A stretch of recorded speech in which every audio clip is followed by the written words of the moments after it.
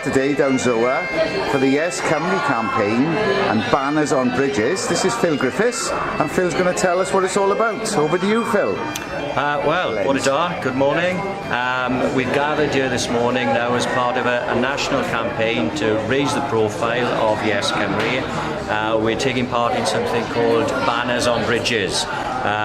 So we'll be parading through town now shortly, accompanied by a Welsh piper, engaging with some people en route, answering their questions about Welsh independence, and taking our message essentially to the people of Merthyr and to the bridges of Merthyr as well, where we hope then obviously via our banners and placards and so on to raise the profile and raise the cause then and the need for Welsh independence.